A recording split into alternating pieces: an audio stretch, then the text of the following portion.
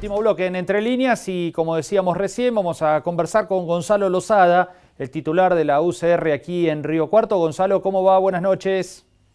Hola, buenas noches, ¿cómo les va? Gusto verlos y escucharlos. Bueno, muchas gracias por estar allí. Bueno, nos planteábamos recién en el bloque anterior la cuestión del ordenamiento de las listas. Quedan 48 horas para definir ya los nombres y los lugares. Y nos planteábamos la cuestión de la representación del sur, especialmente en Juntos por el Cambio, ¿no? Que parece ser otra vez un debate para la capital provincial y muy poco más. ¿Cómo lo estás viendo? Bueno, efectivamente, hay una diferencia sustancial entre la lógica de funcionamiento del peronismo, que es absolutamente centralista y verticalista, lo va a decidir Schiaretti, a la lógica del radicalismo, que hay una discusión que pasa por los nucleamientos, por los pensamientos, por el territorio, una diversidad y un proceso de renovación que ya empezó con las propias internas. Pero sí, efectivamente, nuestra discusión en Juntos por el Cambio es una discusión más participativa, más abierta, y en eso se observa esa diferencia y ese sentido más abierto de una discusión más acalorada, si le quieren poner ese término, que lo que ocurre en el peronismo, donde el verticalismo del gobernador va a indicar quiénes son los candidatos por Hacemos por Córdoba. Ujú. Gonzalo, ¿vos coincidís con la postura de que el radicalismo tiene que encabezar las dos listas? De lo contrario, ¿se deberá ir a una interna? Bueno, las pasos tienen como objetivo permitir ese ordenamiento. Yo creo que el radicalismo tiene la obligación de recuperar un liderazgo que perdió.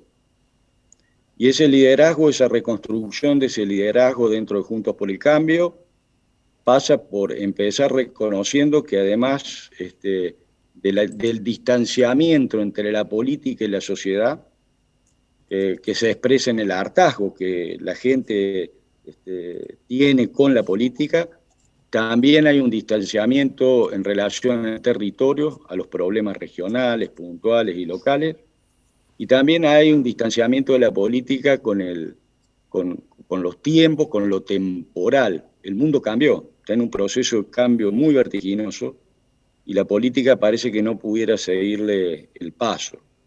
Y este es un fenómeno que no es exclusivo de ningún partido, sino que es un fenómeno generalizado. Y creo que en la Argentina está agravado porque nosotros siempre hablamos, no sé cuántos años atrás, ¿no? Pero siempre estamos hablando de crisis y yo creo que ya ahora estamos hablando de decadencia. Se habla de 2 millones de personas que pertenecían a la clase media que ya no pertenecen a la clase media. Y eso rompe una de las cuestiones centrales, fundamentales, de la idea de progreso, la idea de movilidad social, y la política tiene que hacerse responsable, tiene que hacer una autocrítica en este sentido, y me parece que el radicalismo está en condiciones de liderar un proceso de este tipo, porque el radicalismo tiene que salir, no tiene que entrar en el fundamentalismo discursivo y en los relatos de los dos extremos, y el radicalismo tiene que hacer una propuesta integradora y superadora como nuestra historia lo indica. Y por eso creo que el radicalismo tiene una oportunidad acá, que se empieza a expresar, ¿no?, con algunos nombres a nivel nacional. Pongo el de Manes, pongo el de Lustó, más allá de las preferencias, hay un proceso de renovación que no se ve en los otros sectores. Ujú. Gonzalo, ¿imaginás que en el caso de que bueno, no haya acuerdo en estas 48 horas y vaya Juntos por el Cambio en Córdoba se encamine a las PASO? ¿Cómo imaginás ese proceso? Enfrentarse desde el radicalismo con una fórmula que tenga juez y, por ejemplo, a Gustavo Santos, ¿no?, del otro lado, que parece ser la fórmula que ha tenido cierta venia de parte del expresidente Macri. Bueno, yo lo veo a los procesos de discusión interna y a las elecciones siempre son positivas, Mm. porque justamente si el radicalismo tiene vocación de liderar, lo tiene que demostrar en las urnas. Esa es nuestra lógica, es nuestra esencia, y a mí no me molesta esa discusión, al contrario. Yo creo que el radicalismo tiene que tener sí un sentido de unidad, tiene que tener un sentido de renovación, tiene que tener capacidad autocrítica, pero también creo que estamos en condiciones de generar y demostrar un modelo que sea esperanzador. Y esa es nuestra preocupación, en eso tenemos que concentrarnos y eso es lo que tenemos que exhibir. Salir de la lógica de las encuestas, salir de la lógica de los likes, del WhatsApp, salir de la lógica de la comunicación esa rápida y repensar algunas cuestiones. Hay algunas cuestiones que el radicalismo planteó que tienen absoluta vigencia y que nosotros tenemos que recuperar y poder instalar en la sociedad. Como una cuestión, como creo que escuchaba al principio de su programa, hay una discusión de modelos. Y esa debe ser nuestro esfuerzo y nuestro músculo político tiene que estar puesto en eso.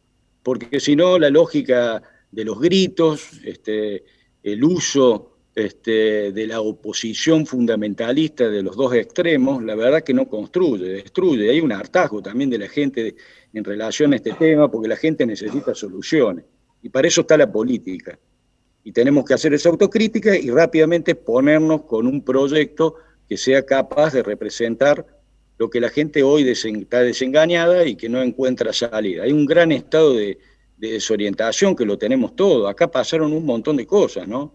No solo en relación a la pandemia, es un proceso larguísimo que nos ha puesto en este lugar y la verdad que hay que ponerse a reflexionar. Yo se lo muestro así, rápidamente, digamos, con una experiencia personal.